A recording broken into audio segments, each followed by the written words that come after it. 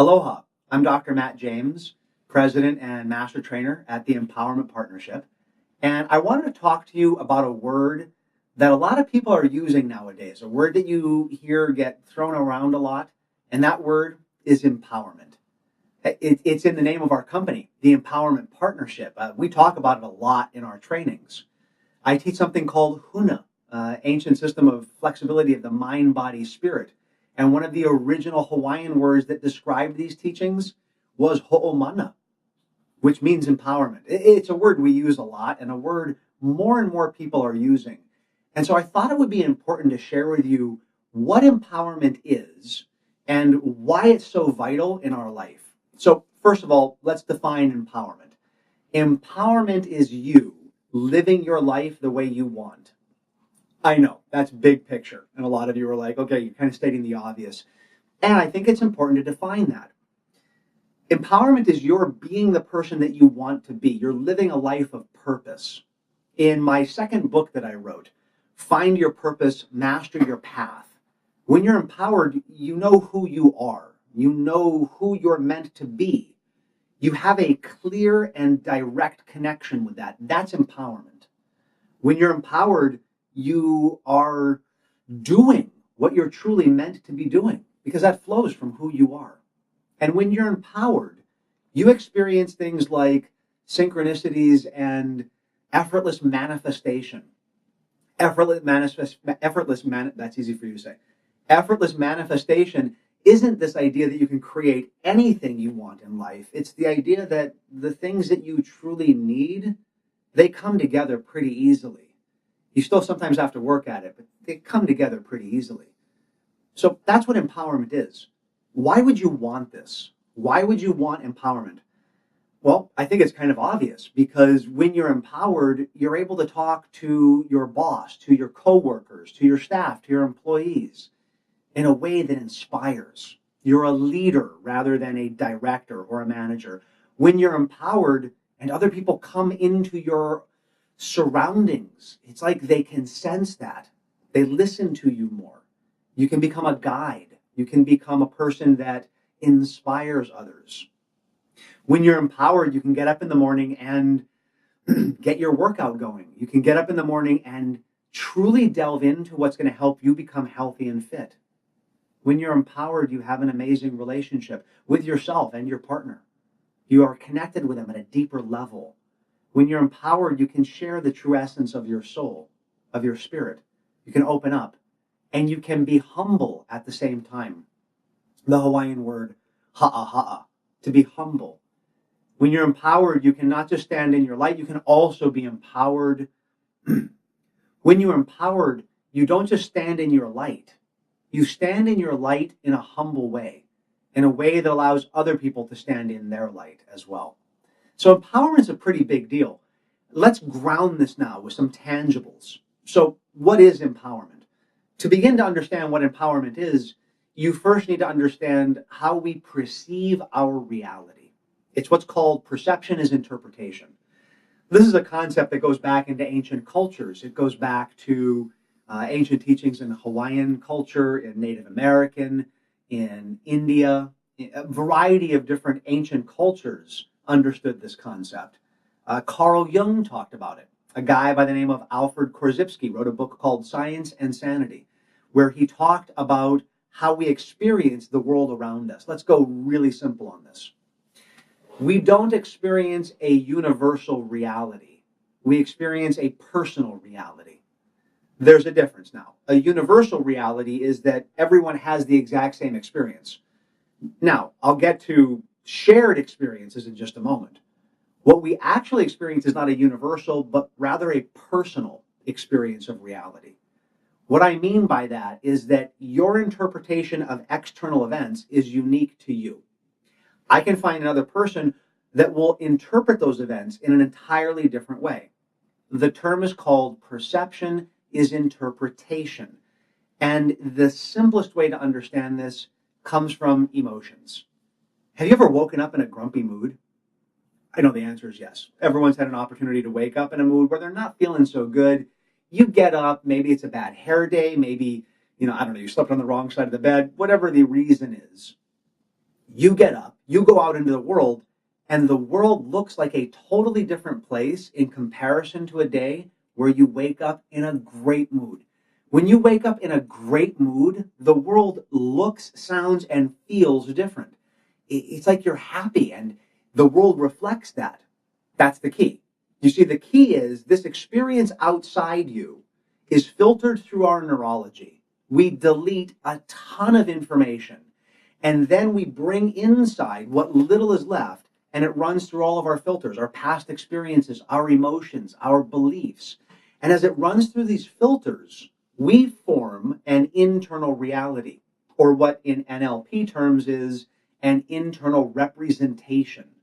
That's an internal representation of this external reality. Now, we can have shared experiences. The economy. The economy is a shared experience by many people. So here in the US, right now, how's the economy going? Is it good? Is it bad? Is it just kind of flat? Is it about to get better? Is it about to get worse? You can find people that will pretty much tell you all of those things are about to happen. Here's something that I ask the thousands of people that I teach every single year in our live events. I ask them, have you ever known someone that has made money in a good economy? It's not a trick question. The answer is yes. Have you ever known someone that's lost money in a bad economy?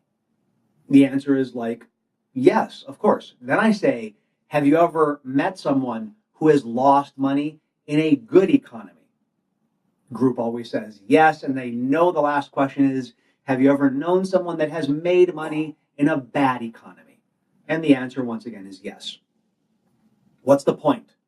The economy is a shared experience. Your interpretation of it will alter your results. So if you see an economy that's good, and you think, this is great, there's opportunity, maybe you just increased your chances for success. If you see an economy and you're thinking, oh, this is bad, maybe you just decreased your chances for success. And yet there are people out there that no matter how the economy is going, up, down, sideways, you name it, they're able to find success. So the economy is a shared experience that we interpret through our filters, and we are left with our internal reality of what's going on externally. Let's loop back. Why is this important? Of all the things that we teach at the Empowerment Partnership, neuro-linguistic programming, mental and emotional release, HUNA, we teach people how to tap into the reality that supports their path. One of the big lessons is this idea of perception as interpretation. To become empowered as an individual, you have to begin to wake up and realize this reality that I see outside myself, yes, it's a shared reality. Yes, it's an economy, and there are a lot of people who are sharing it, and I'm interpreting it. Am I interpreting it in a way that leads to my empowerment or takes away from it? That's the biggest question. For every positive experience you have had, I can probably find someone who would look at it as not being as positive. For a negative experience that you've had, even the horrific ones where my heart goes out to you, even in those moments, you might be able to find someone who wouldn't see it as horrific. One person's tragedy is another person's positive. In other words, shared experiences, although powerful, are still up for interpretation. I have a brother, what an amazing guy, love him dearly. We went on vacation as a family, and every time I've ever recalled it with him, he calls it the vacation from hell. I sit there and I go, who are you? I don't understand. It was my favorite vacation. We went to Disney World, and he's like, I know, I hated it. I'm like, we got our own hotel room. He's like, you kept me up all night. I said, we were all wearing our Ghostbuster shirts together. And he's like, I hate matching anyone now. I'm like, dude, we rode Space Mountain. He goes, I'm still terrified of roller coasters. I'm looking at him going, who are you? Where did my brother go, right? Because I interpreted that experience as being amazing, and he interpreted it as being not so amazing. So look, here's the deal. There's this external reality around you. You're interpreting it inside based on all the things that you've gone through, and you're formulating an internal reality that you think is this external. This is the first step to empowerment. The second step to empowerment is really a powerful question. Do you own your interpretation of that reality? Or do you look at that reality and blame it for your experiences that you're having? Let me say that again now. Empowerment is, do you own your interpretation of that reality? Or do you blame others or blame other experiences for why things are the way that they are right now? I know for some people that is a huge question, because for some people, they've gone through things in their life that are awful, that are experiences that you wouldn't wish upon anyone. I've had extreme questions when it comes to this type of information. I remember there was one person that sat there and said, I have gone through some of the most horrific things you can't even imagine. You can't tell me that these are positive, and I'm not. I'm not saying that the negative things in your life were actually positive things. I've gone through some pretty bad stuff in my life. We all have. When you overcome that baggage, and I teach a bunch of techniques to help people overcome the baggage, to let it go, to begin to move forward. I've met people that have been through some horrific things in life. When they come through to the other side, when they truly become free of that baggage, it's like a weight has been lifted off of them. And you know what? They don't complain about the silly things that the rest of us complain about. I've worked with some people that have been so close to hell in their experiences. And when they come through to the other side, they don't sit around complaining, oh, I went to the coffee shop and they put whole milk, I wanted soy, it's ruined my day. You don't hear those types of things. They become a being of light who stand and help others come out of that darkness. So I humbly say to you, empowerment is this idea that you give up your reasons, you give up your excuses, you give up your things that have held you back. You give up the baggage. You realize that you could interpret this reality in a totally different way. And if you choose to interpret it after letting go of your baggage in a way that brings in a greater level of happiness, that's empowerment. An amazing story. And I think this happened on Oprah. I don't remember. I'll have to double check this, but I don't remember what show this was on. I'm pretty sure it was Oprah. And Oprah was interviewing these two sisters, both of who had been mentally, emotionally, and physically abused by their father. One of them, a performing artist, a philanthropist, goes around the planet helping millions of people. The other one, homeless, lives under a bridge the bulk of the year, on drugs. Oprah interviewed them separately. Said to the lady, the sister, who very close in age to her older sister, went through the exact same things. Oprah looks at her and says, why are you in the position that you're in right now? You're living under a bridge, you're homeless, you're everything you're going through.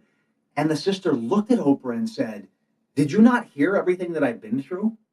With everything that I've been through, all of the abuse, who else could I have become but this person? I had no choice. Okay, that made sense. Oprah asked the sister, this amazing woman, this philanthropist who had been through almost the exact same things at the exact same time. Oprah looks at her and says, what is it that caused you to become the person that you are today? And she looked at Oprah and she said, have you not heard what I went through? All of the abuse. Who else could I have become but someone who goes out there and helps other people so that they don't have to experience it? What choice did I have? Same experience, two different interpretations of it. One person, awful path. Another person, an inspiration for others. Empowerment isn't sticking your head in the sand and acting like everything is okay. Empowerment isn't ignoring the bad stuff. Empowerment is owning it, saying, yes, this is what I've gone through. Maybe it's time for forgiveness, the Hawaiian technique that we teach, ho'oponopono. Maybe it's time to let go of the negative emotions. Watch the video on mental and emotional release, a specific technique that we use to help people overcome anger, sadness, fear, hurt, limiting beliefs. Maybe it's time to let go of that baggage. If you've already done work to let go of the baggage and you're free of that, Maybe it's time to begin to set a goal and take action in your life to truly become empowered. Maybe it's a part of your path to inspire others. I'm not sure what it is. All I do know is that empowerment comes from two major concepts. One, owning your reality, owning your experience of that reality, and owning your reaction to it. Because sometimes in life, this shared reality that we have, the only thing that we can be responsible for is our reaction. And that's what empowerment is. Empowerment is we own our reaction to the shared realities, and we 100% own our reaction to the internal realities.